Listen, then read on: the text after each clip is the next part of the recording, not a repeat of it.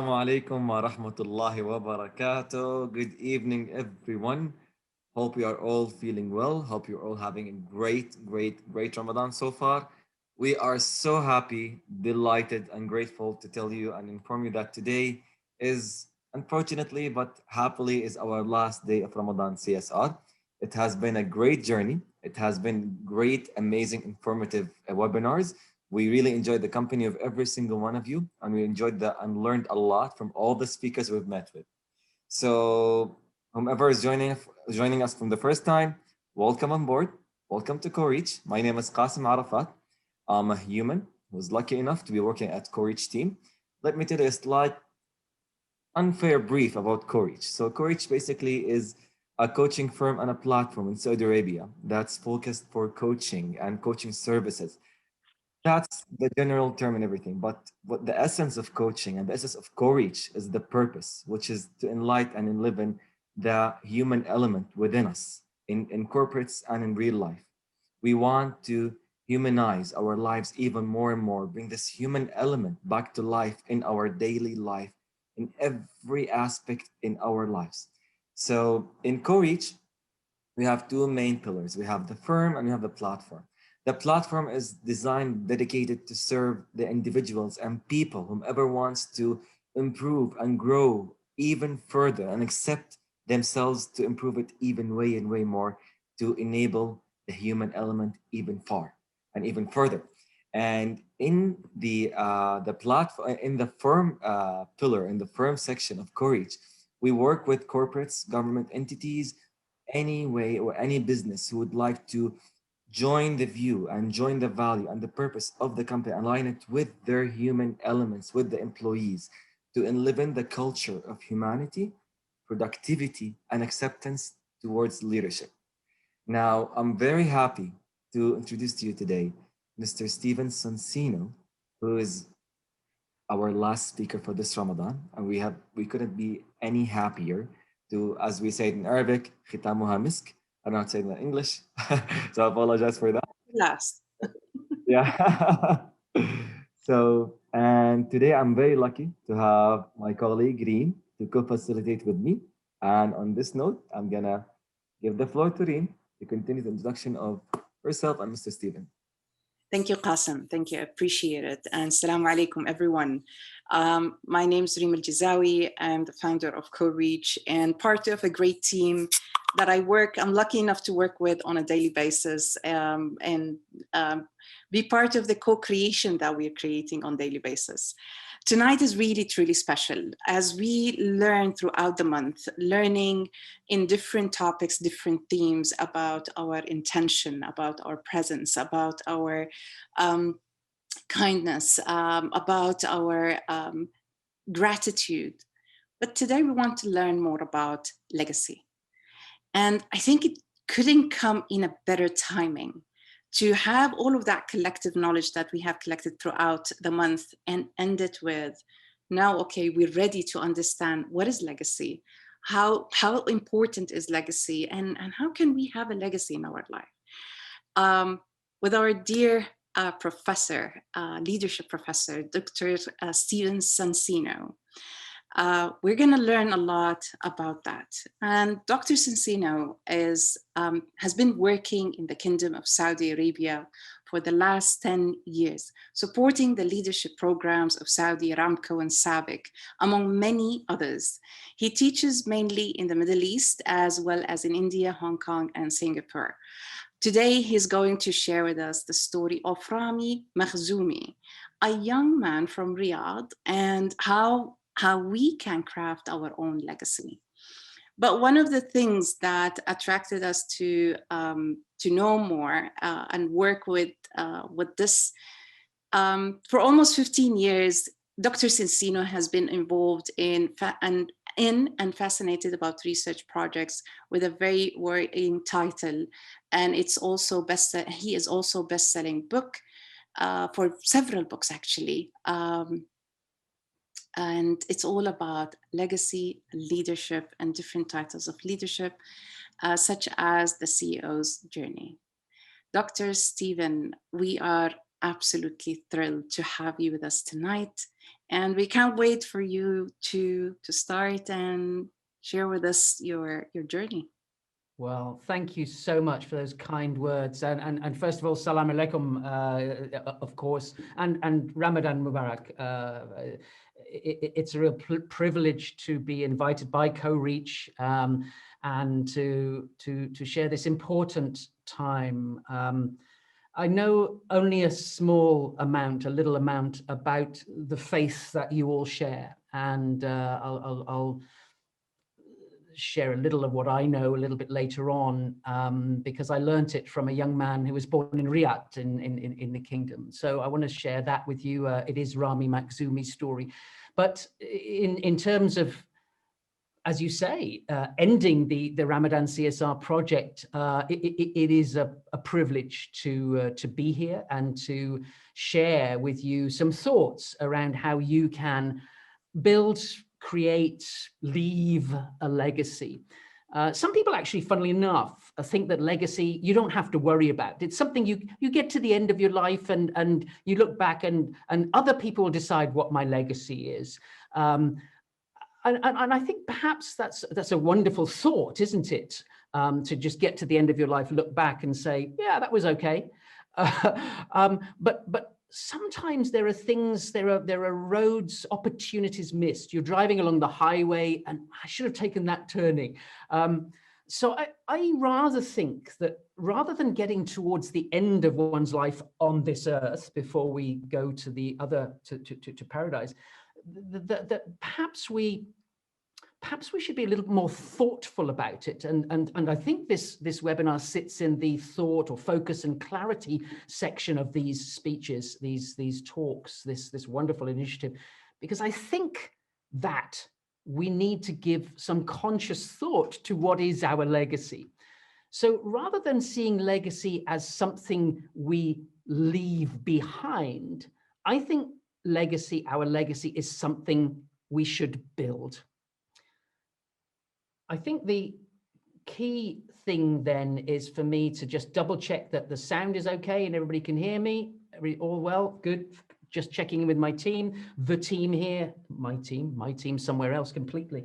Let me kick in with a couple of thoughts. Firstly, as we go through, I should be looking at this camera now. As we go through, I really want you to be listening carefully. So I hope that you will be ever so kind and turn off this thing, unless you're taking notes. If you're taking notes on this, that's a good thing. I am a bit old-fashioned. I prefer to write them down, but make notes.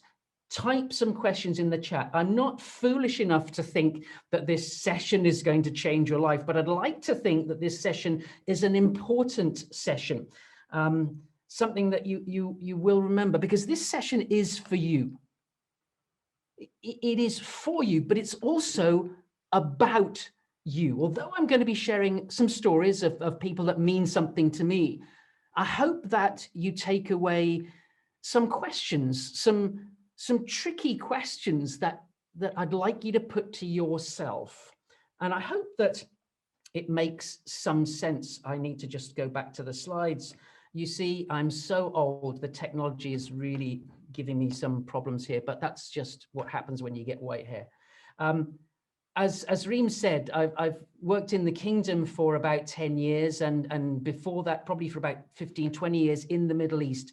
My father was born in Alexandria in Egypt, so I have some connection with the culture, and I love the broad span of men, women, groups, and religions that are around. And I want to really put that to one side. I am not speaking to you as a business professor here today. I'm speaking to you as a person, as Steven, and I want you to think of me as a tough friend, as someone who can push you to think in perhaps ways that you haven't thought before. I think I don't know if you know Stephen Hawking, the guy who was famous as a professor in Cambridge. He had this book, A Brief History of Time, and the publisher said, if you put a number in this, if you put an equation in this book, you will halve your sales because people don't like numbers. I have to put one number, or actually two numbers, into this slide, and I'm going to do it right now and get it out of the way. One of the reasons I'm passionate about people leading their families, people leading their businesses, is they have such an impact. You have such an impact. And I want to share with you one number from a group called the Institute of Chartered Accountants. They are a group in England and Wales, UK, here in my hometown. I'm speaking to you from the UK tonight. And they created this book called Due Diligence. If you want to buy a company or an organization, you have to do your preparation. And the people who are at the top of the organization have an incredible impact. And I want to share with you this number from this book by the Institute of Chartered Accountants. They put a number on how important we are, how important you are as a leader of your firm, of your organization, of your family. And here it is.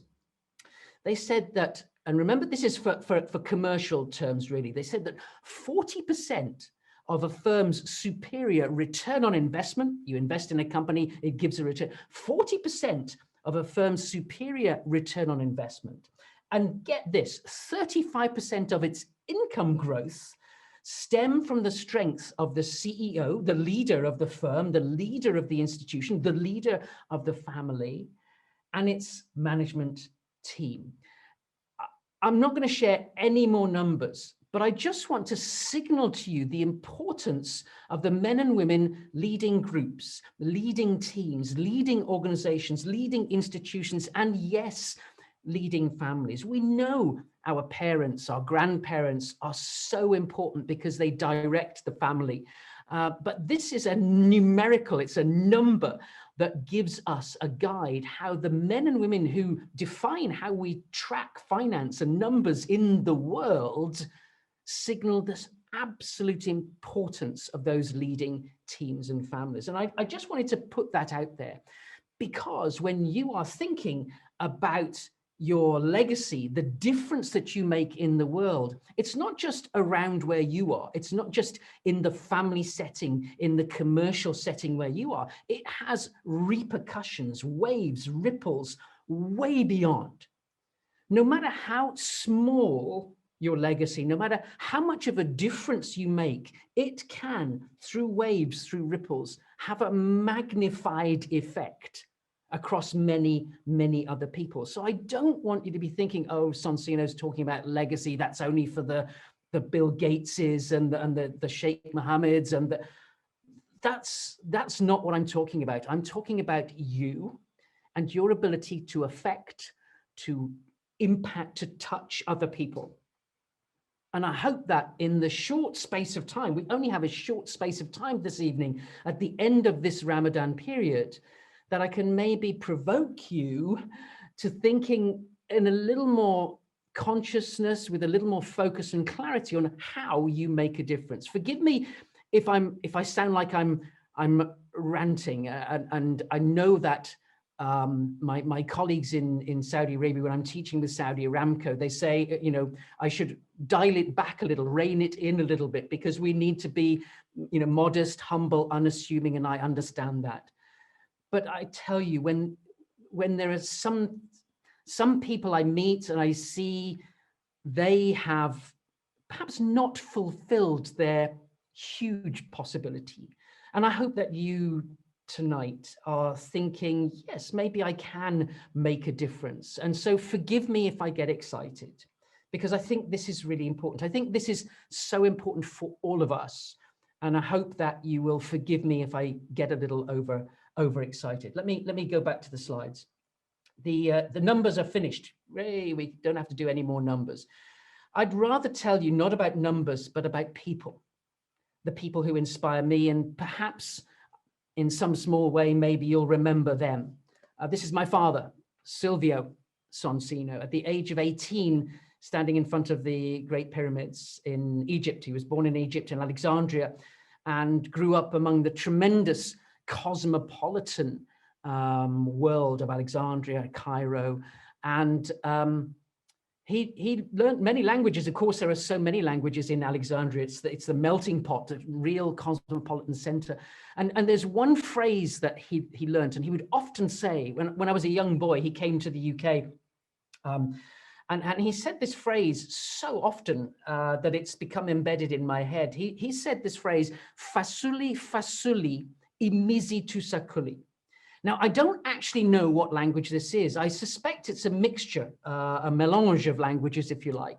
And I think fasuli is, I think it's something to do with beans. Bean by bean, imizi tu sakuli. Bean by bean fills the sack. That's how I may be getting this completely wrong. It's just my recollection of how it sounded. Fasuli imizi tu sakuli. And he would say to me, anytime I did something wrong. So I'm going from the fridge with a glass of milk and I'd spill it and he'd say, "Steven, fasuli imizi tu sakuli." What does that mean, Dad? He said, "It means go slower, small steps, a little at a time, and you'll reach the goal, you'll get to the table."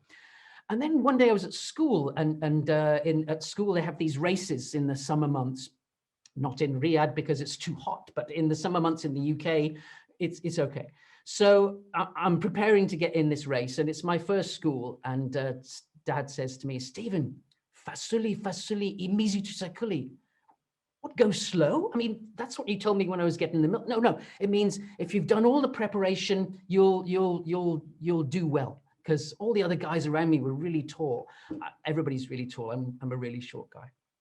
So then the only reason I'm including this phrase now is, well, there's two reasons actually. One, my son Christopher is taller than me. Well, everybody's taller than me, but he was chosen to go into a rowing race on the River Thames at a place called Henley, the Royal Regatta. Now, this is one of the most amazing places you can go to be chosen if you are a rower on the river. And Chris turned to the men and women around him in the other boats, and he said, "Dad, these guys are really tall and really muscly. I don't know that I'm going to get very far in this race." And I turned to him, and I don't know where this came from. I said, "Chris, fasuli imizi tu sakuli." He had no idea what I was talking about. I was laughing fit to bust because it just came into my head. One point. Those of you lucky enough to have children, have you ever said something to your children that your parents said to you? Because we become embedded. These things become embedded in us. And sometimes to try something new is quite tricky because we're conditioned by the past. We're conditioned by all the things and all the people who told us what we were to do as children. But the other piece of this puzzle is that what I said a moment ago about thinking small, think small to think big. Whatever small difference you make will have an impact on others. So please don't be concerned. You might hear me talking about big projects, big people today, but do whatever you can, wherever you are, with what you have. Do what you can, where you are with what you have. That is difference enough. That is difference enough. I want to move on a bit because I think the next piece of the puzzle is for me to share with you some thoughts about Rami Makhzoumi. Now, I want to share with you those thoughts in a little while. I want to share with you the lessons I learned from him, and then I'll explain in a little while how and why I think they're so important. So Rami Makhzoumi was the CEO and chief executive and president of Future Pipe Industries. He was born in Riyadh. His father was born in Lebanon, and they built this amazing company. And so I want to share with you the fruits of my lessons from Rami, from my student. He was a student of mine at London Business School. I want to share with you the fruits before I explain what was the inspiration. Let me ask another difficult question. You may be thinking, I don't need to hear any of this from you, Steven. I'm not going to do anything large or small. I'm not going to make any changes, whatever. And if you're thinking that, then I wonder if you're thinking, your life is over, really. So let me ask you this question. Is your best life behind you? Because if your best life is behind you, then clearly a conversation about legacy and what you might build from here on in isn't going to be so useful. But if your best life is still to come, then there's everything to play for. This session could be a spark, a germ, a seed that could help you in so many different ways. So I hope that there are one or two things you might jot down or you might write down from this session. But this question for me, is your best life, is your best work behind you, or is your best life still to come? If your best life is still to come, then let me tell you something. You haven't reached your full potential. Wherever you are on this journey on the planet that we exist in, you haven't reached your full potential. You don't know what you're capable of. If your best life is behind you, you've reached your peak and now we're on some sort of plateau and maybe declining in effort or impact. But if your best life is still to come, if your best work is still to come, then the future is an unwritten book. You can do whatever you choose to do, whatever you set time to doing. So that question has in part been driving me since I met Rami. It was a question that he shared with me, and I now share it with you.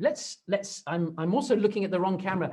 I am so dumb here. I need to be looking at this one. Forgive me. I shall do all that again looking at this way. No, I won't. I won't. Reen, panic not. Panic not. I'm on track now. I know where I am, and I'm going back here. I hope you will forgive me playing with you. It's such a joy to share these stories, and I get a bit excited, as you can probably tell. Let's go back to the slides and this camera. Here we go. I met my wife, Jacqueline, when we were at university together, and this is not where we met, but we were both interested in theatre. The place where you meet to see a group of people performing poetry or stories or plays. Sometimes you might see people performing music. You might see a band performing. And Jackie and I became very, very interested in theatre and the physical act of performing.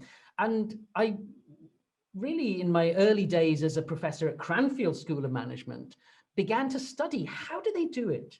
How do musicians, how do theatre companies, how do performing bands, poets, how do they perform at their peak, night after night, day after day, for months at a time, for years at a time? And so I studied theatre and performing as a part of my early doctoral research. And I went to New York, to a place just off Broadway, which is very famous for theatre, and to a group called the Actors Institute. And I met a rather large American called Gifford Booth. And I said, why is it that theatre companies, musicians, performers, poets, how can they perform at their peak night after night for months at a time? And he said, it's very easy, Steve. It's because we realize that we are on stage all the time. You are on stage all the time, no matter where you are. If you're involved with some kind of performance or production, whether you're involved in meeting and greeting people, whether you're involved in designing the costumes or the layout of the room, all of your work is on show. And just for a moment, think of the men and women in Corrietch who've been working behind the scenes for you, some of them, but only some of them, in front of you. You've also had the technical people, Nuran and so on, behind the scenes that perhaps you haven't seen. So behind any performance is a deep team with deep strengths, skills, some of which you will never see, but their work is in front of you for the month of Ramadan, the holy month of Ramadan. So this idea of being on stage, yes, Reem is here, Kasim is here, but you don't see everybody, but they are nevertheless on stage with us this evening. And it's the same in theatre, and it's the same with music, and it's the same in your work, if you're lucky enough to work or lead a team. It's the same in your family. You are on stage all the time. People are watching you like they watch a hawk, like a hawk watches us. And so I want you to be thinking that it's okay to be thinking, oh, it's just a job, or I'm just getting the food for the family, or I'm just doing this, or I'm just doing that. Nobody notices me.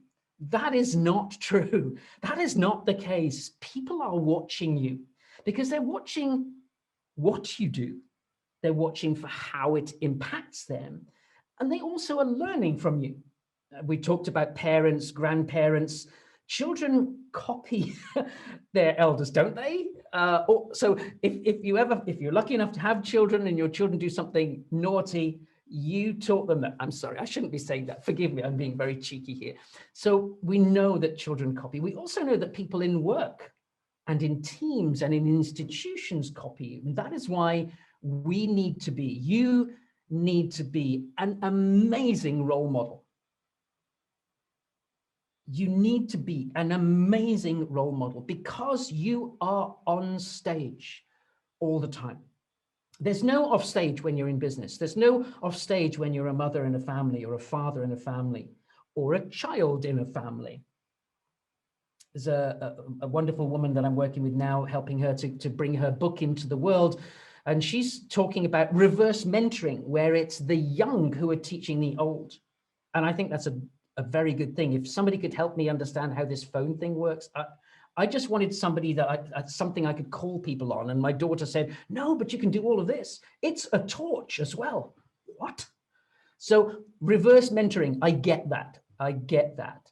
I really want you to be thinking that you are on stage all the time, not in a bad way, actually in a very good way. Somebody said to me once when I shared this idea a few months ago before the pandemic started, but does that mean, like actors, that we should pretend? Should I pretend to be someone I'm not? Should I pretend to be like a big shake? Should I pretend to be like Jack Welch? Or should I pretend to be like Steve Jobs? And no, no, don't pretend. Be who you are.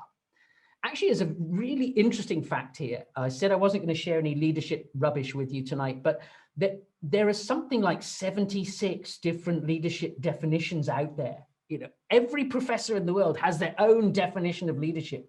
You can't prepare a list of characteristics and say, this is what a leader is or should be. It's who you are, and it's how you lead.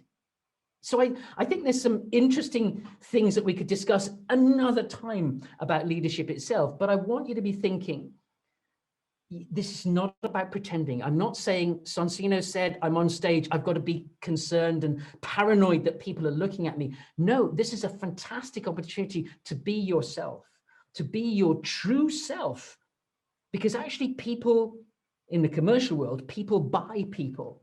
If you're trying to sell something, haggling, it's not about the price, not when it's person to person, it's about you. People buy from you. People love you.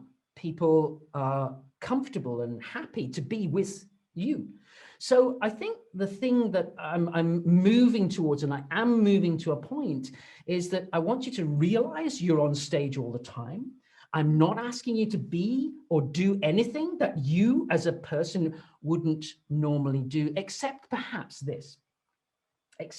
to realize that when you're on stage, you do need to be, and this is difficult in a humble and a modest community like in the kingdom, you do need to be a slightly bigger you than you're comfortable with. If you're a leader of a business, if you are the leader of a family, yes, you can be quiet and modest and unassuming, and what you say goes to some extent. But I think you need to accept the presence that you have, accept that you have this small stage, if you like, and it's a position of some responsibility. My dear friend Rami Maksumi, we did this course together in London. Let me come over here. And he was 22 when he came to London Business School to do a course with me. And I don't think he wanted to do the course, actually. I think his dad said, here's this course at London Business School, I'd like you to take it. So Rami didn't want to do this course. But in the end, I managed to fool him that he would get something out of it, and he joined the program.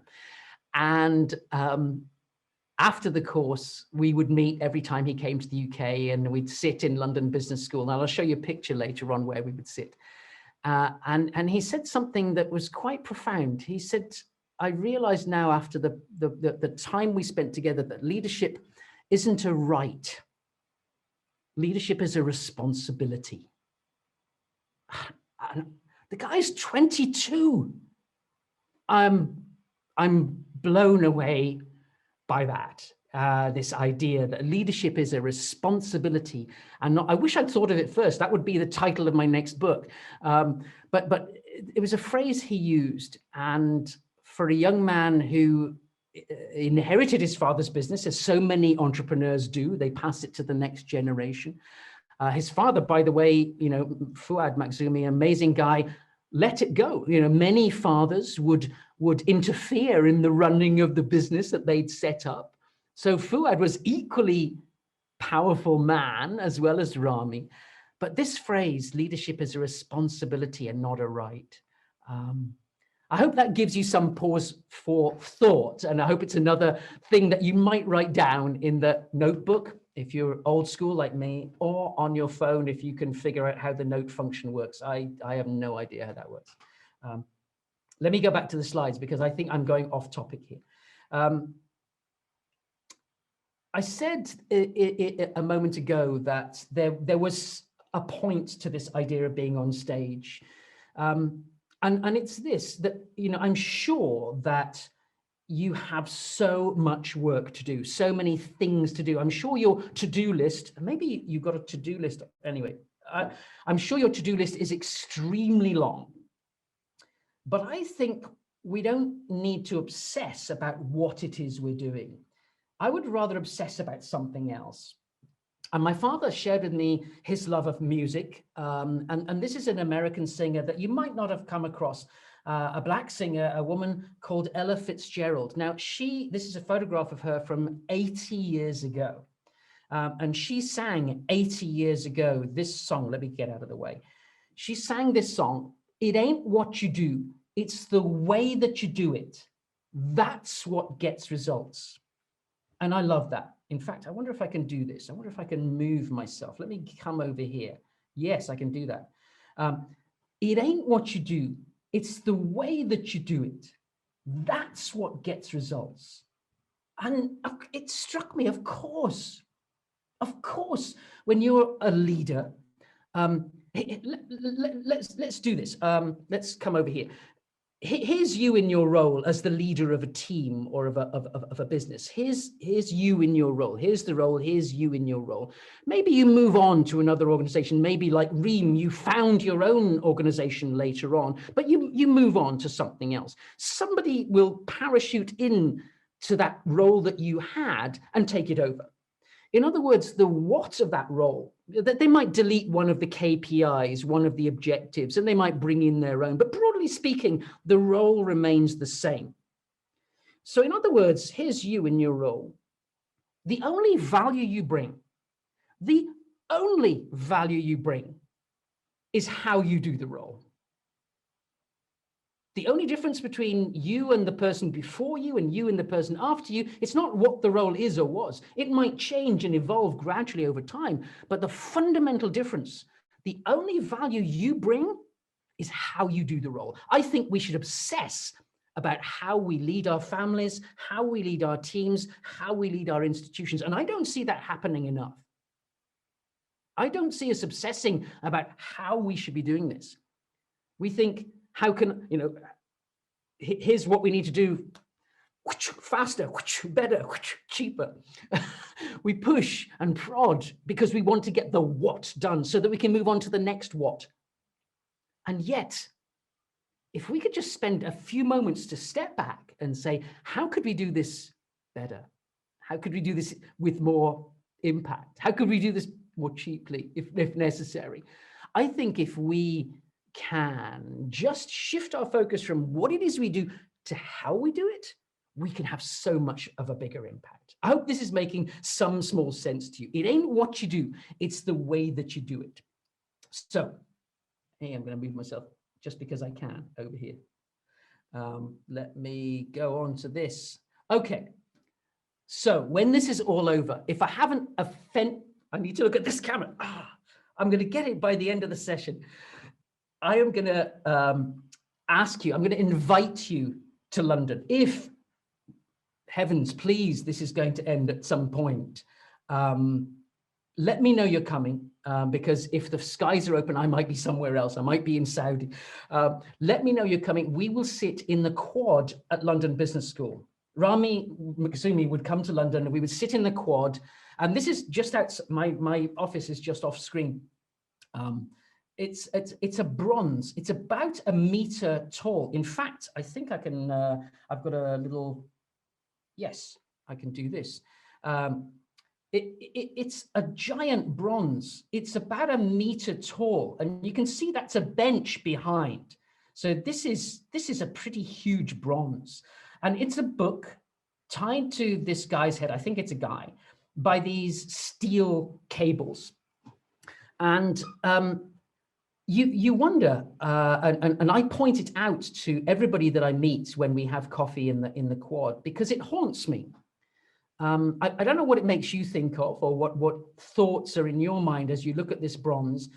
And I want to say something else about this bronze. You imagine this is in the center of the quad of, one of the world's leading business schools. So every student, as they cross between classes, will see this bronze. Every executive who arrives for an executive education program will see this bronze. Every politician, every speaker, everyone who comes to this university, in the heart of the place where everybody communes, where we all meet to talk, to relax, sees this bronze.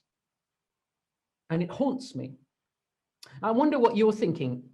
What is it? What does it represent? Some people describe the book and talk about it. This is a center of learning. So perhaps it's a book of knowledge, and you need to get the book of knowledge near to you.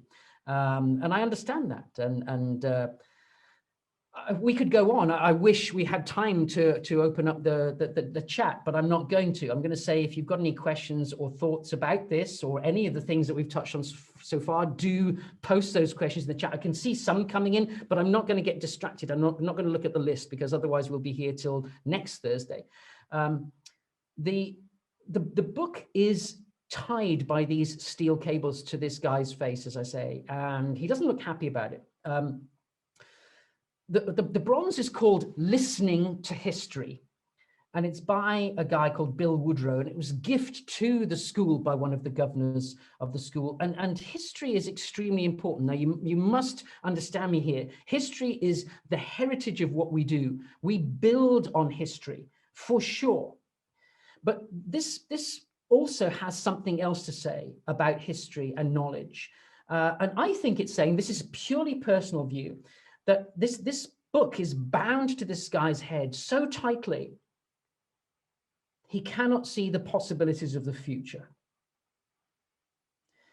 Listening to history is profoundly important, because we learn where we've come from, where we, the genetic material that we all have, the systems, the social groups that we all have.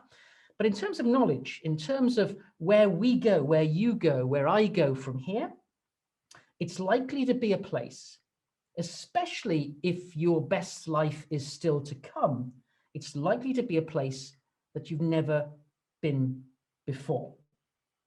It's likely to be an experience, it's likely to be work, it's likely to be things that you've never done before, because we're all still growing. We're all growing into our potential. We're trying to reach that level of fulfilling our potential and hopefully going beyond it. So listening to history is a good thing, but not if it hinders you, not if it holds you back.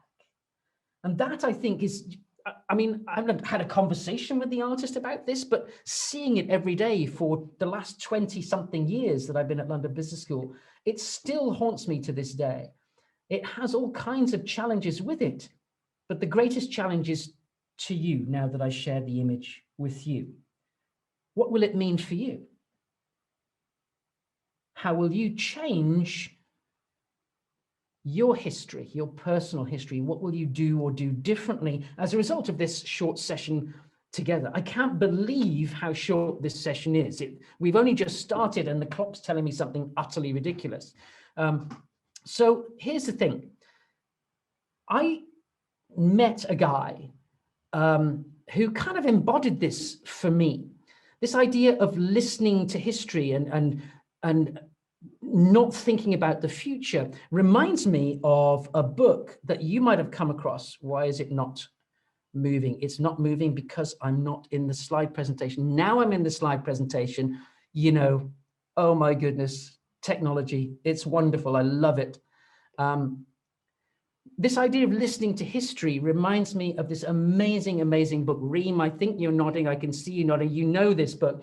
This is from Marshall Goldsmith, amazing American coach. What got you here won't get you there. And I love that title. If you've written down nothing else, write down this. Get your book out.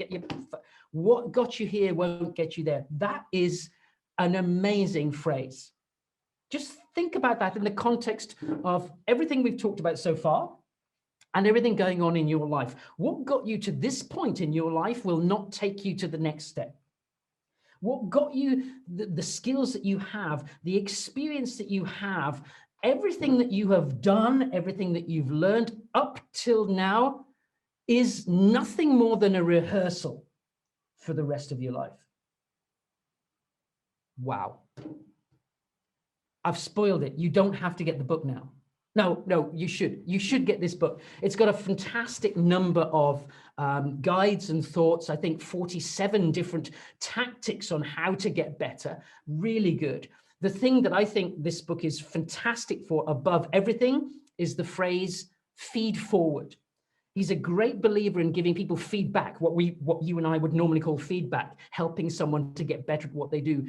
But he calls it feed forward. The idea is I'm giving you this information, giving you this knowledge as a gift for you to work on and to improve in the future. Because the work that we do today, the work that you do today, the things that you decide today can only affect the future.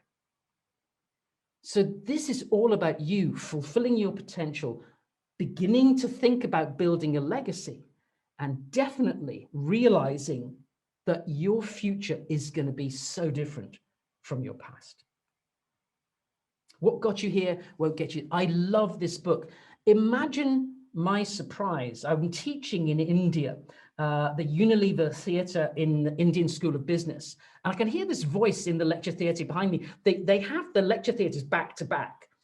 So if you're a professor teaching one way, if the professor behind you is quite loud, you can hear him or her. So I could hear this American voice, and that's quite unusual in the middle of Hyderabad. So I thought I must go at the coffee break and see who's next door.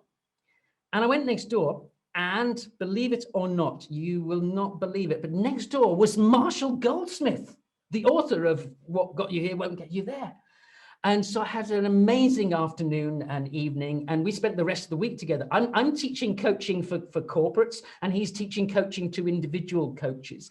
So I did a quick video interview with him. I do a few podcasts. So if you were to Google Goldsmith Sonsino on YouTube, you'd find this short video. It's a 10-minute video on the paradox of success. And that also is relevant for us here today. The paradox of success. When you're successful at something, when you think you're good at it, you stop improving. Of course, it makes perfect sense. So we were talking about that, principally about that, but also about the book and his other books as well. So I do urge you, if you haven't already read it, What Got You Here Won't Get You There, but also you would love Mojo. I'm pretty sure you would love Mojo, which is about being in flow and all of those things. Talk to Reem about it and the team at Coreach, because they, I think, specialize in coaching, will know all about this kind of material. And I'm sure they'll be able to help you once Ramadan is over to benefit from the work of Marshall Goldsmith. I managed to spend some time with him in the evenings, and I said, look, you've written, I don't know how many books, 20, 35. 35. He's written 35 books. I'm perhaps foolish. I have written books. I've written a dozen, but he's written 35 books. I said, how do you do it? How do you stay at the cutting edge? And this is relevant for us, all of us. How do you, if you're at the pinnacle of your career, and he certainly was, and he still is now, how do you stay at that cutting edge? How do you keep, I don't know. And he said, I've got just the phrase for you. He said, how do you, and I need to move, let me get out of the way. You've got to reinvent yourself. I have to shout, I have to gesticulate. It's my Mediterranean blood. I'm going to block me out. I'll put me over there. Look at that. You've got to reinvent yourself. And just pause on that for a moment. You've got to reinvent yourself, he said. And I love that idea. That when you're the best you can possibly be, it's time to reinvent yourself, to become better, perhaps to try something else, but to reinvent yourself. And I love that idea. A good friend of mine, Bill Hennessy, who also teaches in Saudi and in India as well, said that he doesn't see the need to reinvent yourself. When you reach your pinnacle, your flow, you should give your best to the world as long as you can. And I get that. I absolutely understand that. I do, Bill. Forgive me if you're listening. But I think that it's time to think that I've reached this pinnacle, this plateau of my career, or maybe I could continue to grow still further. But maybe there's still more I could do in the future. So I don't know. I challenge you to think about this. I challenge you to think, how could you reinvent yourself? And I thought this at the time I was with Marshall. So I said, Marshall, how should I reinvent myself? It's a great idea, but how do I do it? If it's about moving into the future, what have I got to do? I have no clue how to do this. And he said something that really, really struck a chord. He said, you've got to build a brand as a person. Yes, he said, you've got to build a brand. What do you stand for? What are your values?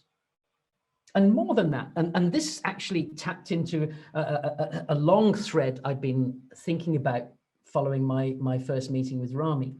He said, you've got to build a legacy. And this really put into words for the first time something that I'd been thinking about. And I alluded to it right at the beginning, that a legacy is not something you leave behind. A legacy is something you build. A legacy is something you build, however big, however small. But what you're known for is something you build, consciously or unconsciously. And I'm suggesting that we should be a little more conscious about it. So that's what I want to do in the remaining time that we have together, guys. I may just flip over the hour point here. I hope that's okay with you. I know we've got time on the clock, but I don't want to. I can see a bunch of questions coming in. I don't want to steal time from the questions, but I want to just try and close off in this last section a blueprint for you. How and this is my work since meeting Marshall Goldsmith, since working with Rami Makhzoumi. This is a blueprint I want to share with you about building a legacy, so that you've got something practical to take away rather than just me ranting. Let me just take this moment to say, I know you are, I'm fearful for what is in store for us when we get to the questions, but do type your questions in the chat. Don't be worried about that. I'd rather have more to deal with. And guys, if there's way too many questions, then I'm happy to do another session later on with you separately from this. If there's so much valuable stuff, I really want to serve and make sure that we can do that. But for now, and I hope you're able to capture all the questions, because if we can't get to them, then I want to be able to talk about them later on. So let me go into this. So I'm either going to keep me on screen or I'm going to let me go. I want to just go through a few questions for you. I said I was going to ask you some uncomfortable questions. They're uncomfortable for a purpose. They're there to make you think and to make you realize how much left there is to grow, how much into your potential can we push you? Can you push yourself? And the first question is, well, who are you? Who are you? Who are you? And that's a general question to kick off what I call a legacy blueprint. I've got 6 or 7 questions I want to share with you. And I'm going to be very painful here. And Reem and the team knows I did not want my slides shown in advance of this session, because I don't want you kind of second guessing what I'm going. You don't know what I'm going to show you. You don't know what's coming next. And that's because I want you to think about the new now, I hope for the first time. So here we go. Write these down. Please write these down. Yes, I'm happy to let you have the slides afterwards, but the very act of writing these down, for me, it creates a kind of a muscle memory. I remember an old professor I first met at university said that the idea of a professor was very simple. He said the idea of a professor is to get the notes out of the professor's book into the student's book as quickly as possible without passing through the minds of either. And I don't believe that at all, but I love that idea. So please write these down. I'm sure they'll help you. Let me ask you the first question. The first question, what you think about is, what are you known for? What 1 or 2 things at most are you known for? When people call you, why do they call you? And what I say to my colleagues and clients in the commercial world is, if they're calling you for your technical professional skills, we're lost. We're absolutely lost, because we need to be known. You need to be known as a leader, someone capable of turning around a difficult team, someone capable of turbocharging the commercial performance of an entire institution, someone capable of taking your local product international or global, or just even into the next district. In your family, what are you known for? If it's, as I have been known in the past, to be a very hard-pushing father, wanting his children to do best, well, maybe I want to be the kind of encouraging father who wants to encourage children to take new things and so on. I've learned so much from my children over the years, and I'm sure if you're lucky enough to have children, that you too are continuing to learn from your children. I don't know about you, but I'm blown away by this young woman, Greta Thunberg, who's now just, I think, 18 or 19. She is changing the world. It's insane what she's capable of doing and what she still has left to do. I mentioned briefly this book that I'm working on with this woman who is writing about the new leaders of change, the new leaders of the future, and their hopes for the future. And I want to get out of the way. So I'm learning that it's, in a sense, what I'm doing with you here tonight, sharing my thoughts, is not the main act here. The main act is going to be when we get into the questions, and maybe I can really unpack for you some of the challenges that you face. And I hope beyond here, Reem, if I haven't blotted my copybook, if maybe we can meet again on another day, then we can explore some of these in a little more detail. But this question, get back to the question, Sonsino, what are you known for? What 2 or 3 things? Write those down. Write those down, because the next question I want to ask you is, what do you want to be known for this time next year? If we were to meet in Ramadan next year, or it might move slightly. So if we were to meet on 3rd May 2022 in my calendar, what would you have done? What would you have achieved? What would you be known for this time next year? And it can only be 1 or 2 more things. I'm not asking you to turbocharge everything and change everything. No point in that. Choose something. What do you want to be known for this time next year? Notice this idea of, I'm trying to introduce this idea of consciousness, intention here. Your legacy is about, I think, being conscious, intentional about things. So what do you want to be known for this time next year? Let me move on. I can see Reem getting conscious and looking at the watch. Where do your current projects challenge you? Now, this is an interesting question. Some people say to me, Steven, yeah, great. I love the idea of a legacy blueprint. I want to make a difference. But you're talking about something I don't know. You're talking about the future. So here's what I'm known for, yes, but I don't know what I want to be known for. It's my unfulfilled potential. So where do I find out how I could grow my legacy, how I could build a brand. And so I asked this question: where do your current projects challenge you? In what one or two ways do the things you're doing right now challenge you? Because some people say, if you're no good at, I don't know, if you're no good at accounting, delegate it, get somebody else to do it. If you're no good at, my wife says I'm no good at gardening, so I have to learn how to do the gardening. So don't delegate it to somebody else, actually grapple with it. And there's a whole movement. I know Reem and her team at Coreach could talk about the positive psychology movement. Marcus Buckingham talks now, discover your strengths. They say, concentrate on your strengths. It's called the strengths movement. Concentrate on the strengths and don't worry about everything else. And I'm saying, hold on, hold on. I wrote a book called The 7 Failings of Really Useless Leaders. And that book is a cheeky pun on the wonderful book by Stephen Covey, The 7 Habits of Highly Effective Leaders, people.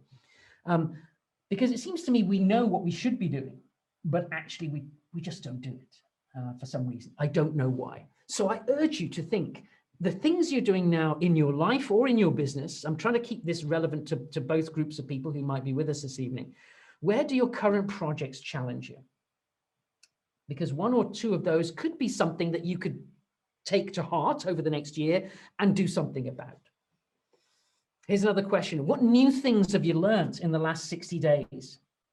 Now, I don't know if you're like me, but whenever you complete a project, I should go on, Reem, one of your project management courses, I'm sure. What new things have you get to the end of a project and you're supposed to review it, right? You're supposed to get to the end of the project and say, what worked, what didn't, what do we keep, what do we improve, what do we stop, most people, they're so busy with that what to-do list. They think, that went okay, didn't it? Let's get on to the next thing because we're absolutely drowning in things to do. They don't bother learning. Crazy. We are here to learn, and we're here to not just do another, you learn something during the course of running a project and you learn something that you didn't know before. It's worth sharing that information around the team or spreading it to other parts of the organization, other parts of the family. Because let's not reinvent the wheel. Let's not keep going over and over and over the same old mistakes. So please learn. Legacy is as much about learning as it is about teaching to other people or leaving something for other people. What new things have you learned in the last 60 days? And what have you learned from your children as well? I learn a lot from my kids, as I said. And one of the things I learned from my son, Chris, was a little bit of negotiating skills, actually. Do you know in the supermarket, when you could go to the supermarket or the hypermarket, I don't know who it was who put confectionery, chocolates, near the checkout. I could happily kill that person. I really could. So I'm there at the checkout and Chris is saying, Dad, can I have some chocolate? And I said, no. Dad, can I have some chocolate? No, I'm packing the bags. He throws himself on the floor, hammers on the floor. Dad, I want some chocolate. Sure, how much do you want? So I'm not suggesting we should give in to our children instantly and for everything, but they can teach us a lot about persistence, can't they? And determination to see something through. So he got his chocolate that day, and I went on a course by Harvard Business School called Getting Past No, the negotiations project. Do some amazing negotiations courses there. I learned so much about negotiating from him. So not just what did you learn from being on a program or a course or from a book, but what did you learn from your journey to work, your journey out around the house if you walk? What have you learned from life? What have you learned from the day, the night? Put that into practice and you'll immediately start to fulfill your potential. Let me go to the next page. And this is profoundly difficult in this time of pandemics when we're locked down. I appreciate that. And clearly it's very important in the business world. What important contacts have you made in the last 60 days?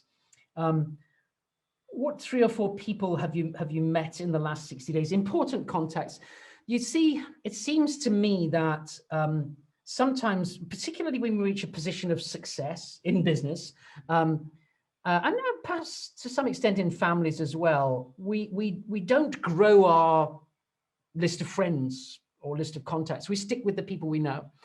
And in the commercial world, I think that's death, frankly, because you reach a point where you email somebody or you ring them and their phone's dead or the email bounces back because they've gone.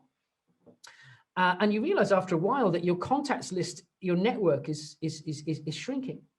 So certainly in the business context, I urge you, one of the ways you can grow your legacy, you can build a legacy, is by making sure that you don't have the answer to this, but you know someone who does. You got to protect and build your network because it's a fundamental for building your business and for building your legacy. It's a cliche, but it's true. It isn't what you know, it's who you know to some extent. I was this is true, the last time I was at Heathrow Airport, which is one of the best bookshops on the planet. I came across this book, Your Network is Your Net Worth. And I laughed so much. Your network is your net worth, but it's true. You know, if you don't have the answer to something and you can call someone, it's as good as your knowledge. That's amazing. That's amazing. And it was brought home to me by my daughter Amelia when a few years ago now, she was on Facebook for the first time, and I still haven't got the hang of Facebook. But anyway, she was on Facebook, and she said, "Can I chat with my friends for a while?" And I said, "Yes, fine." Got to about 9 o'clock in the evening, and I said, "It's time to go to bed now, Amelia. Can you shut down off Facebook?" I went to watch the news in the other part of the house. News went on till 10 o'clock. I came back and she was still there on Facebook. I said, "What are you doing? We said you'd close down."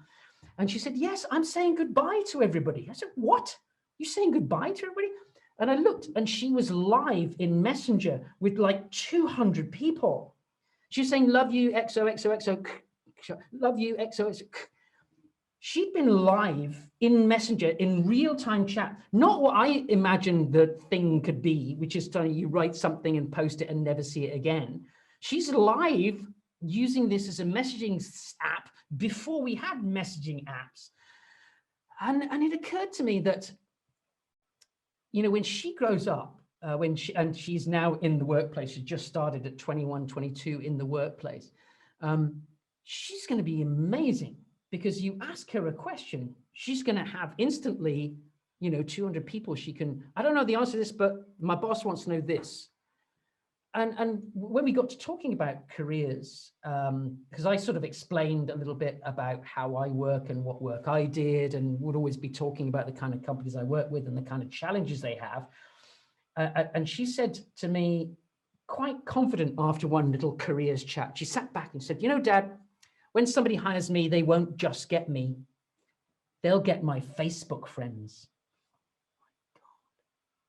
What an inspiration. Oh, that's true. And we know about it now on LinkedIn. I'm sure you know that people are scouring LinkedIn profiles to kind of get all your contacts to see, are you worth hiring because of who you're. Okay, so this is a little bit commercial, but I still think in family life, it's worth thinking, who do you know? Yes, the family, the extended family. You have such powerful and big families in the kingdom, and I really love that. And I wish it was the same here in the West, but it isn't. But I'm sure there are still people one could reach out to learn even more about the way life happens. And maybe now, to some extent with the pandemic, we can do that over LinkedIn or through connections, or I don't know, heaven forbid, TikTok or whatever those things are, I don't know. But I think that it's worth constantly building your network, your community of people, because as your community ages, it shrinks. What important contacts have you made in the last 60 days? Stay in touch with them. Build that network still further. I'm going to skip this and this one because I'm going to get my legs chopped off by Reem. What is your, so here we go. You're shaking your head, but you say this now, but when I go right up to the time limit and you have to chuck me off, Reem, I'm sorry, I'm having a little conversation with you. So here's another question for you. And this is a challenging one for those modest and unassuming places. I work in India, I work in Singapore, Hong Kong, before the troubles there. And I know that these are modest, humble, unassuming people, not loud, and yet I believe we each need, look, I think I can shrink myself, look, ooh, I can do that, then I can fit it, that's better. What does your personal visibility program look like? I believe that we each need to be our own public relations agent. Now that's very palatable in the commercial world, a little bit more palatable. It also applies to us in our families, in our extended families. How do we reach out to the men and women, the cousins, the uncles, the brothers that we haven't been in touch with for some time? Maybe there are some bridges that need building. Forgive me, I don't know if I'm speaking out of turn here, but how can we make sure that the men and women who need us the most experience us the most? And that means that we need to consciously step outside, go to visit. And we can do that in a number of different ways. When I use this question with my commercial clients, I say there are a number of different platforms that you could have a visibility program, your corporate platform, in the company that you live in. Do people know you exist?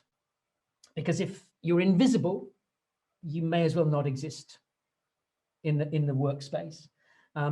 Around the country that you live, do people know of the importance of your work? Do people know in the world as a whole? Saudi Arabia has some amazing global organizations. SABIC I've worked with since 2012, Saudi Aramco much more recently than that, but other smaller organizations, international schools that I'm familiar with in Riyadh, more recently with Koureach and Osama bin Saleh there. But what does your personal visibility program look like? How are you going to reach out to these people? It may be, and again, forgive me if I'm speaking out of turn, but again, in the commercial world, I recommend LinkedIn as a great way to network and outreach with people. Because if, I don't know about you, but whenever I'm going to have a meeting or if I'm going to have a Zoom call with somebody, I look them up and I Google their name. And if I don't find anything, I'm thinking, well, who is this person that this company has recommended I speak to? There's no visible footprint of them. I'm not suggesting that digitally, we don't just exist digitally, but today the digital world, as far as business is concerned, is so much of our traffic that I urge you to make sure that you have as much of a coherent business footprint as possible, because this is the seeds, the roots that will form your commercial legacy. We'll get to that in a minute, I promise, Reem. So what does your personal visibility program look like? Take conscious charge of your visibility, and also socially with your family and friends as well. I believe that it's for me as a teacher, I think it's a neat excuse for me to reach out to people, because I can say, hey, I'm a teacher, I need to do this. But I think everybody should reach out.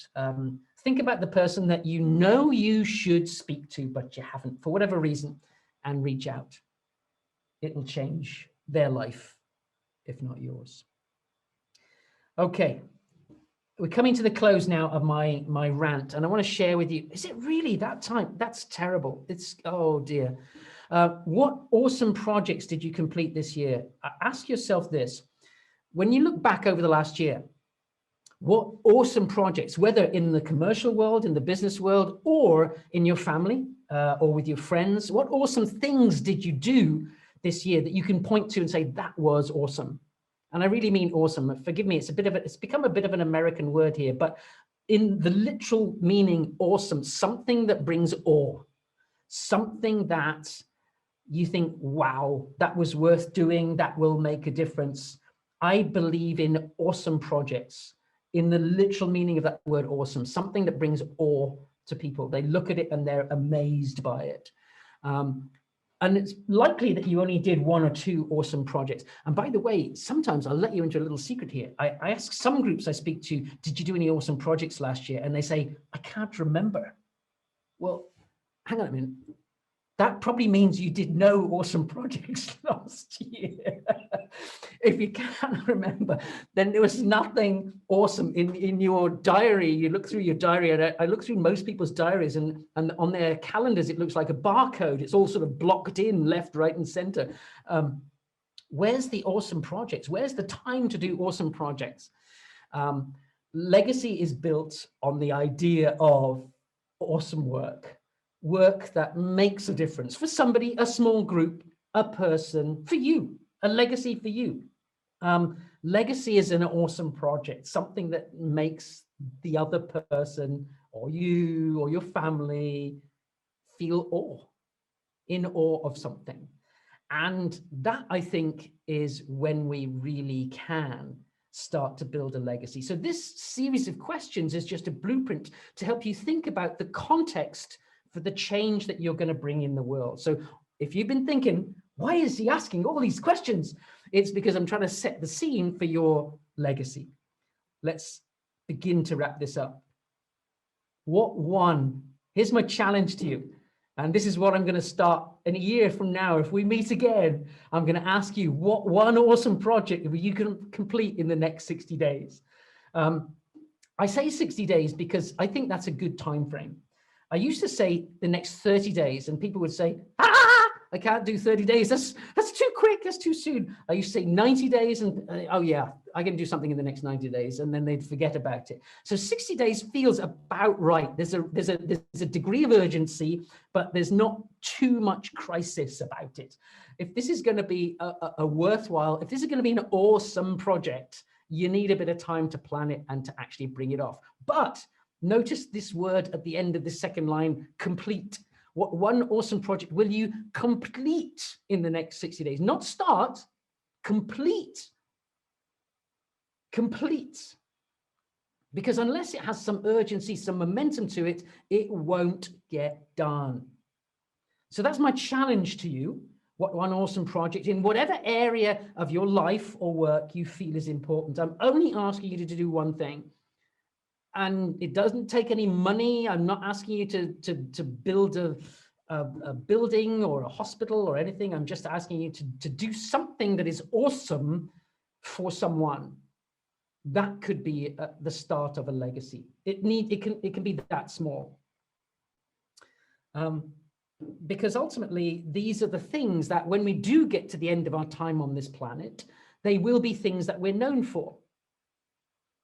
They will be part of your legacy. And your legacy doesn't just mean something in your family. It's a difference that you make for your family. When you look at the things that people do, you can actually categorize them into a number of different areas. You could have your legacy for the employer that you currently serve. In the company you currently work with, the institution, the team where you currently are, what's the thing that will change it? What's your legacy to your employer? When you move on to another organization or when you start your own organization, what will people point to and say, that was Reem's doing, that was Steven's doing, that was Osama's doing, that was Kasim, that was Noura? What's your legacy to the employer? You also have a legacy to your profession. If you're qualified as an accountant or as an engineer or as a lawyer, as a librarian, what's your legacy? How will you change your profession? Maybe it's by becoming, I don't know, in accountancy, you might write a particular, my son's just become a lawyer. So he's now thinking, how can he make some great judicial change to the legislation or something? So how can you change your profession? How can you change your industry? So whether you're in banking and finance or engineering or education, what can you do? What can you personally do? What can you change that is awesome and changes the industry, the very industry that you serve in? One particular example might be, there's a guy called in the UK called James Dyson, now moved to Singapore. He changed the way we see those cleaners that clean the vacuum. So one change can make a massive, massive difference. How can you change the region in which you live or in which you work and serve? What will you do that changes the community in which you live? And ultimately, how will you change the world? I studied biochemistry when I was at university, my first degree, and I was going to change the world. But there was no work decades ago when I was qualifying. There was cancer research, AIDS hadn't been invented, but you look now at everybody involved in biochemistry and pharmacology, they are working, they are changing the world. So no matter where you are, you can have a massive, massive impact on this planet. The lowest lab technician, the smallest engineer building bridges and roads, the infrastructure in the kingdom is developing at a pace. No matter where you are, in what role, you make a massive difference. I want to close my input today, and I'm sorry that I've overrun, forgive me, but Rami Makhzoomi was an amazing man. He became chief executive of Future Pipe Industries, inherited from his father, managed to persuade his dad to back off. That's takes some courage. And it inherited a business that basically built pipes. And he said, so Dad, tell me, what do we do? What does Future Pipe Industries do? And Fuad, lovely man, said, we are plumbers, basically. We're plumbers. We build pipes that we take water and so on around them. And the more Rami thought about it, the more Rami realized that if you make pipes, you're not a plumber, you're a surgeon. You are transporting the lifebloods of your country, water, fuel, power, waste products. You are a surgeon. And this story in his head really inspired him to communicate to the other men and women in the business. And he was amazing at that. But he was also a very modest and humble guy. At the age of 23, he did the Hajj. Now, I know that from what little I've learned from Rami about the 5 pillars of Islam. And you know, the Ramadan is one of those pillars that we're in right now. The Hajj is one of the others, Zakat, the others, and the call to prayer and the belief system. What little I know about Islam, I learned from Rami. At the age of 23, he asked his father if he could take his mother on the pilgrimage, and he stood on the hills at Medina where the Prophet, peace be upon him, gave his last sermon. And it changed him, he said. And as I understand it, the Hajj is something one does towards the end of one life, and it renews. I don't know of many people at that age, at 23, 24, who would wipe out, it's not the right phrase, who would renew at such an age. But he did this, and he inherited his father's business, as I've said. He built a new team around him. I was lucky enough, that is me still when I had more hair in the middle at Rami's right-hand side. He built a new team, and here we are. I think we're at the Iftar tent at the Dubai International Financial Center. Yes, it's the Iftar Center, another Ramadan some years ago. Rami, with this message, with this regeneration of the people in his business, doubled the company's turnover in 1 year. Now, that's a pretty big order, but people were still not very, didn't applaud him very much. They said, well, it was probably your father's projects were just finally coming through now. You know, he did the deals and then you just saw the benefit.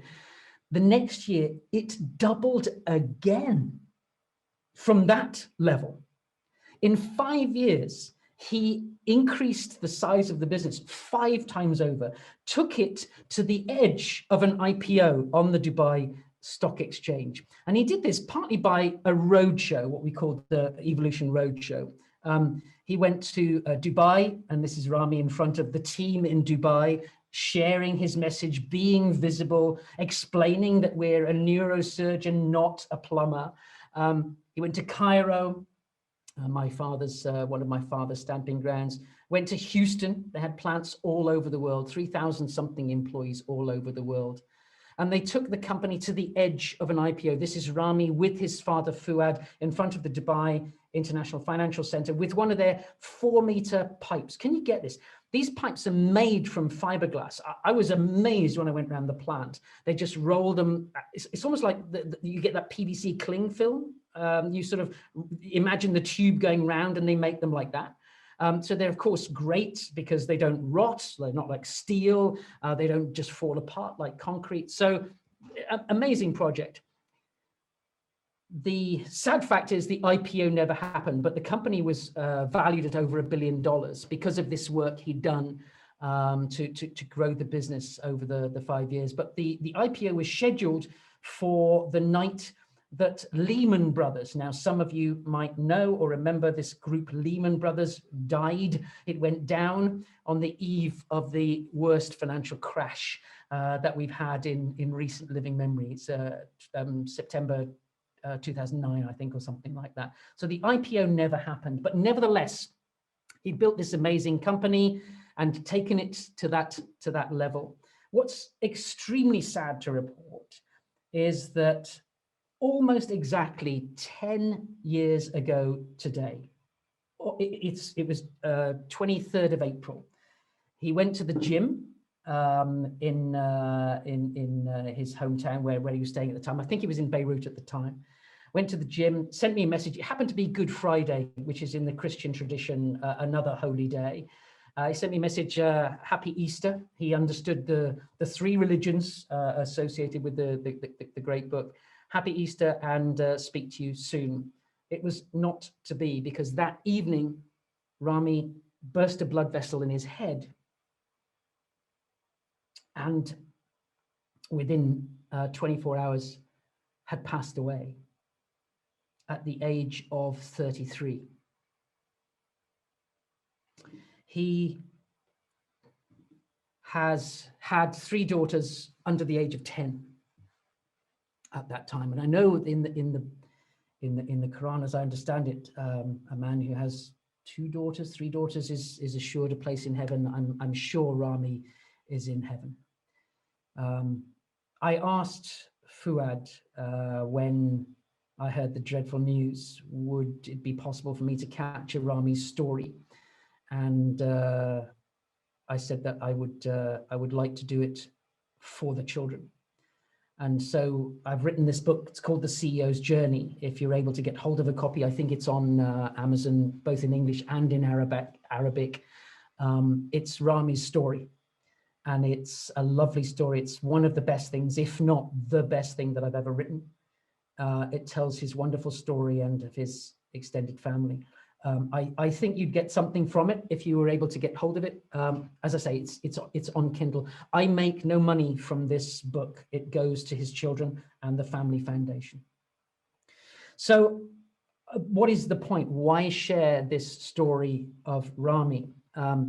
For me now, after 10 years without him, I look back at everything he achieved, and I'm still learning from him in trying to put, how would Rami do this into action?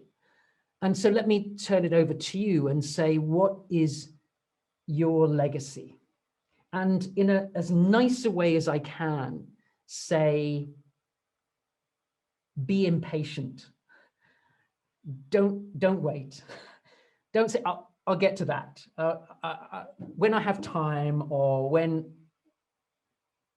Be impatient, be very impatient. Put these things into action now, into place now, because you never know what might happen or what might come down the road sooner than you'd like. It's, of course, a truism that we will end up in this wonderful paradise, but in your time on this planet, think about how you can make a difference. And they're in, broadly speaking, as well as your family and the difference you make to the men and women around you, your leadership is a responsibility and not a right. So I want you to be thinking, how can you leave a legacy with your current employer? How can you change your corner of the profession that you serve? How can you change the industry that you work in? And how can you change the community that you live in, the region and the world? And if you think about my dad, he would say, Stephen, this is a pretty big thing here you're asking people to do. And I'm saying, no, fasuli, imizi to sakuli. Bean by bean fills the sack. Small steps, baby steps. Listen, I am absolutely overjoyed that I've managed to complete somewhere in the time frame that you had, and wondering if, Reem, if you'll forgive me, or Kasim, if we have any key questions that we could wrap up the session with. Unless, of course, everybody's gone. If everybody's gone home, that's absolutely fine. I don't mind. What should we do now?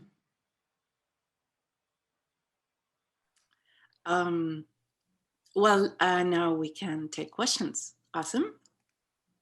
Awesome. Absolutely. Questions, so many. I would just want to start with, thank you so much. Every second is very well spent, and really time flies by with you. And I can't believe it. I really cannot believe it. And wow. And I'm hoping everyone is okay to extend it like 5 more minutes. I know I am. I hope everyone is okay. We have so many questions. Okay. So if I were to start with a question that say, I'm just going to look over to my screen. I'm not ignoring you. yeah, sure. No, definitely. So there's a question that says that sometimes the what we want to achieve and the why can somehow define and limit our how. How can you deal with that? I wish I had a little more context, but let me share a little story. How can the what define our how? So I'm a leadership professor, but I qualified and my work was in strategy, business strategy. And business strategy is kind of about the what. What should our company do? And leadership for me, why I made that transition was leadership was very much about how, it seems to me, how we can engage people, diversity, inclusion, all those things. They're all how questions to me, and I could see that. So when I moved from Cranfield School of Management to London Business School, I transitioned into leadership work. And yet I still had a great interest in strategy. This is relevant. I am answering your question. When I tried to reach out to people in the strategy department to talk about, I've got some thoughts on strategy, they said, no, you're not in that area, stay away. So other people put you in boxes. So you might think that my what I'm supposed to be doing are preventing me from doing that. But if there's no barriers in your mind, do it. Or do your best to do it. Do what you can, where you are, with what you have. Talk to people.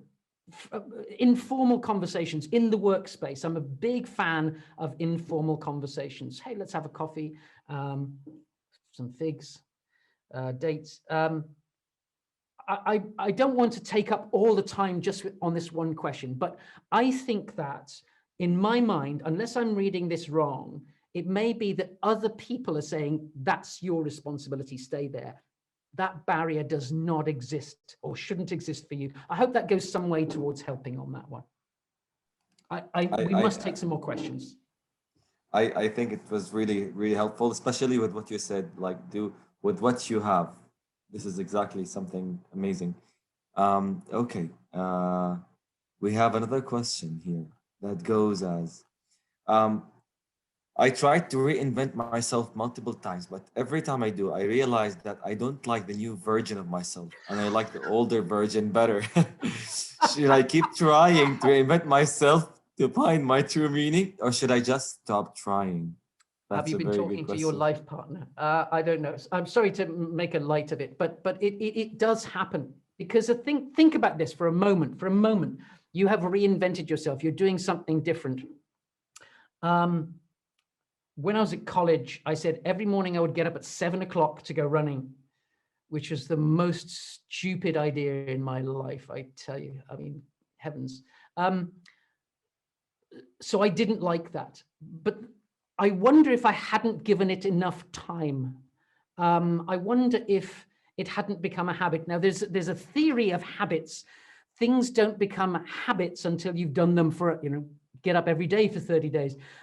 So I wonder if whatever it is you were reinventing, maybe, just maybe, you hadn't stuck with it long enough, or you'd realized that it was part of your learning journey. So for example, if you reinvent yourself to do project X and you realize, I don't like that, well, reinvent yourself again. There's no reason why it has to be just once. Now, I know you've done it a few times, but you don't like that area. This is you learning on steroids. For every project that you do, you learn, I'm not interested in this, I'm not interested in that. So you are doing the 7 failings of really useless leaders. You're doing the current projects. Find where your current projects challenge you. You are on the journey, my friend. You are on the journey. And the fact that you're trying, there are so many people who are not trying. They're just saying, this is what I do. This is what I know. I better not do anything different. So I applaud you for that. I applaud you for that. We have to have another question. Yes, actually. And if it's okay, guys, is it okay, Mr. Steven, as well, to take like 5 more minutes of your time? Would that be okay with you? Yeah, I'm happy to do that. Awesome. And I hope everyone is happy with that as well. And there's only 3 people on, right? So we can deal with those quickly. That's no problem. yeah, no, we have more. Okay. So there's a question that says, and it's 2 parts. And I think the first part is already answered, which is how to know where to start from to build my legacy. And the second part is how to know I'm on the right path. So to some extent, Kasim, I will take you on that one. I hope that the questions will help you basically explore your life. So what are you known for? What do you want to be known for? For me, that choice is important. I've always wanted to do this. I've got no experience, but you know what? I'll give it a try. That's fine with me because that's you learning about a wholly different area. If you think about it, it's like the idea of Venn diagrams. So you've got 2 overlapping circles. Here's what I know. Here's what I don't know, but I know a little bit about, and I'm going to explore in that area. If you know nothing about something, then like you're 2 separate circles.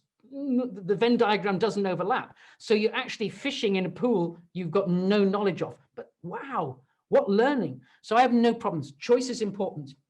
Now, the second part of that, how do I know I'm on track? You won't know, will you? Because you're learning and you're becoming enlarged, you're fulfilling more of your potential by testing yourself. So let me put it this way, and it's a bit like me running at 7 o'clock in the morning. Does it hurt? What do I mean? I mean, if you're learning something and you're struggling, when I got a job after I was a biochemist, I moved into the media and I got a job on a computer magazine. I was a biochemist. I knew nothing about computers. I think the only reason they gave me the job was that I knew what a ticker tape was because I'd used those in the laboratory. This was before phones and iPads. We're talking last century. It might even have been the century before. And anyway, so when I started work on a computer magazine, it took me 6 months before I actually understood the jargon, RAM, bytes, semiconductors, chips. What is all this jargon? I couldn't even talk to people because I didn't know the language. So it may be when I say, are you hurting? It may be you're learning the language. You're learning the language of the aspect of business or the aspect of your life that you're interested to explore. So I think no real worries. Are you on track? If it's hurting, if you're still learning the language, and in a strange, painful kind of way, are you enjoying the journey? It's not about the destination. We're all going to get to that station in the end. Don't worry, you'll get there. But enjoy the journey. I hope that makes sense. It makes perfect sense, and I actually agree 100% with what you said. It's about the journey, and as long as you're trying and you're learning and you're doing, I mean, that's right anyway. So you won't know that is this the right path. You have to try it and learn and enjoy it. That's wonderful. I'll take one more question, and it's hard to. They are all very good questions. Um, they say like legacy is something we build consciously or subconsciously. How can we reach the subconscious level? Ooh. Yeah, that's that's a deep one. Yeah. Sorry, I can't hear you. My line is going dead. No, it's a great question. It's a great question. So I'm gonna fall back on something I've already said, which is this idea of choice. So it's almost okay. I don't think she's listening. My wife and I are very different. Okay. When it's time to go on holiday, she gets all the brochures and she's plotting out, and there's a spreadsheet. I kid you not, costs, distance traveled, how much. And I'm saying, can we just go there? So choice is important. What do you feel like? What in your life so far, what has touched you? What areas of concern? What do you want to change because you feel like it? I'll give you a very practical example. So I've done a lot of work in legacy building, helping philanthropists to build their philanthropy. And they say, well, should it be a hospital? I said, well, not necessarily. And they say, should it be a theatre group? And I say, well, not necessarily. What should it be then, Sonsino? I said, what do you want to do? So I think what you want and feel important is actually a good guide. So it's not about necessarily being as good as or better than Bill Gates. That competition has been won. It's over. Forget it. This is not about comparing us with anyone else, but it's about doing something awesome, yes, but that satisfies you and hopefully achieve something for other people. So, helping a local community school, giving an hour each week to teach someone mathematics or language is just as important as Bill Gates in the great scale of things. No one is going to weigh you and find you wanting for doing something small. So please, I know we've been talking legacy and it seems like a big word, but it's something awesome that changes the world for the better for someone else and or for you. What do you want to do? What's your legacy? Does that make sense, Kasim? It makes perfect, amazing sense, and not just in the conscious and the subconscious level, of course. And I'm really, really, really feeling unfortunate that the time is already up. It's already 10 minutes past the hour. Oh my goodness. I really hate this part because I really want to continue speaking with you. It's an amazing, amazing, amazing webinar. I've enjoyed every bit, every second, learned a lot.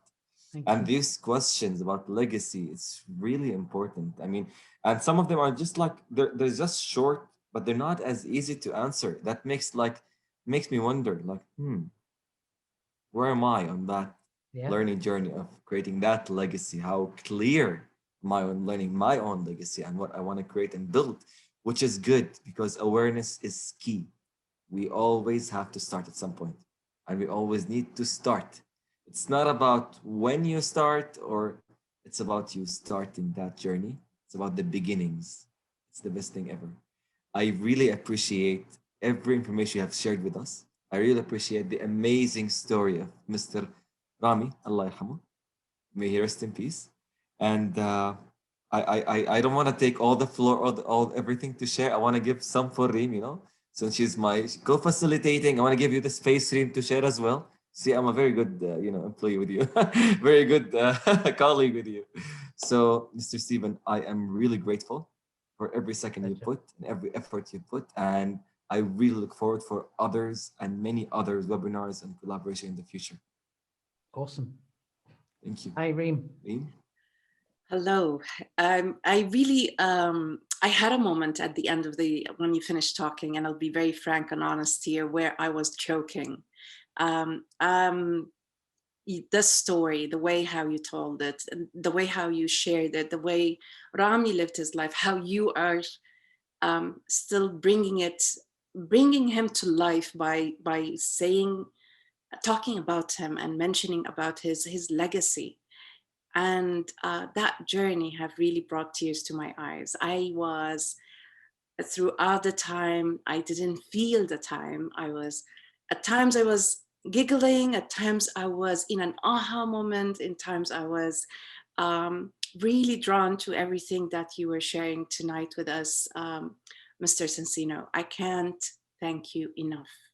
That was very powerful, truly powerful ending to not only for the night, for the entire CSR and the reason why we have started it. We started it for people to find more about themselves, right? Raise that awareness, find their purposes, be enthusiastic about their life and having their print in their life. And people like yourself, we are honored to have you and for you to share this legacy, the legacy for each and every one of us to really find our own and learn from you and learn from people who are like Mr. Rami. May Allah rest his soul in peace. And thank you with all my heart. I've learned so much tonight, and it touched me really deep. And I'm sure everyone else was, yeah, I can see the chat and there are so many other questions and I can see my colleague Qasim, and we were very really attentive and drawn, and really thank you. And this is only the first. We definitely want you back. We definitely want you back. Failed. Definitely, definitely. Yeah, this is the beginning of your legacy with Corey. Just FYI, this is the start. You know, it's just saying. Yeah, hit your heart or you want. It is happening. I was supposed to facilitate. Look at how many notes I have taken so far. I'm like, should I facilitate? Should I write? Like, where should I go? Like, we need to. It's like, we need to talk about this because I don't know what you're using as your camera, but it looks like your fingers are all up here. And oh my God, what's going on? He's trying to wave at me. I thought you were trying to tell me to stop or slow down or something. No, I'm taking notes and stuff like typing anymore. I will not. Seriously, it's been a blast. You've been a fantastic team of people, both live with you guys and with Nuran and who is my friend Farida off stage as well on the technical side. Thank you for the questions. I so wish that we could do more time on this, but maybe we can, I'd be happy to write a blog post or something answering some of those others, or we do another mini session as a catch up in a few weeks' time. But it's been a pleasure to meet you, Koreech, and to somehow share some of Rami's story with the world. On a serious note, I have been offline. If you go to my LinkedIn, and it would be fantastic if you were to do that, you will see my LinkedIn. If you want to direct email me, you can there at that point as well. But if you do go to my LinkedIn, you'll see it's been quiet, pretty much dark for the last 3 or 4 months. Partly because I've been trying to think, what do I do now? I reach a pretty big birthday this year. And one of the things that occurs to me is it coincided with Rami's 10th anniversary. So how would I celebrate his passing? So there's actually a neat little video on Rami's passing. And I think that there's more to come from me on that score. So Rami's story is very, very powerful. If you go to ramimakhzoumi.com, you'll see the family's testament to him and legacy, all kinds of other legacy things. So that would be useful if you're not able to get the book. But if you did get the book, you would find, I think, a lot more as well. But listen, it's been an absolute blast. You've been a great team to work with, and I stress that, the team aspect. It'd be a pleasure to do something again in the not too distant future. Thank you all. Ramadan Mubarak, and I guess that's it.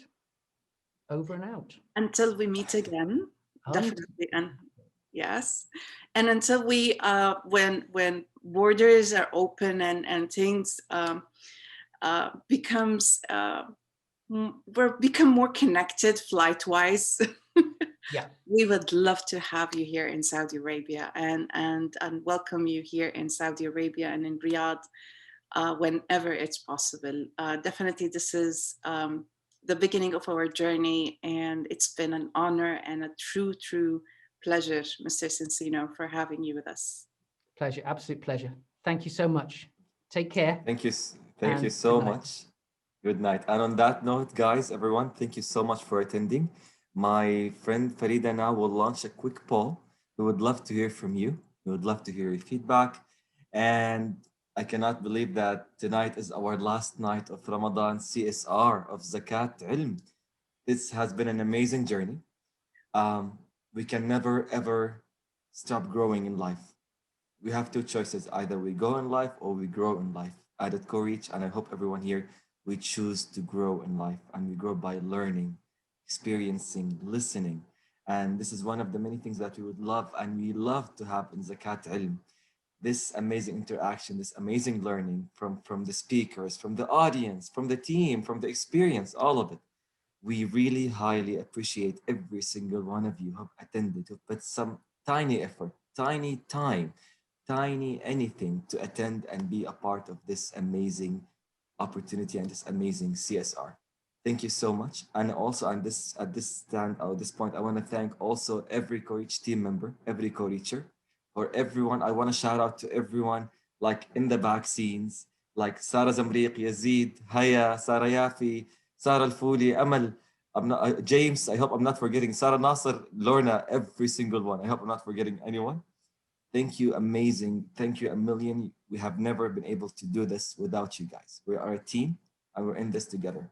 As Mr. Steven said, you only see like what's in front of you, which is me, Reem, Nuran, but we are just the tip of the iceberg. We are all connected with more than that. Thank you so much. We highly appreciate you, everyone. Have a great night and Eid Mubarak, inshallah. Thank you, Mr. Steven. Thank you. Thank you. See you later. Ma'as salam.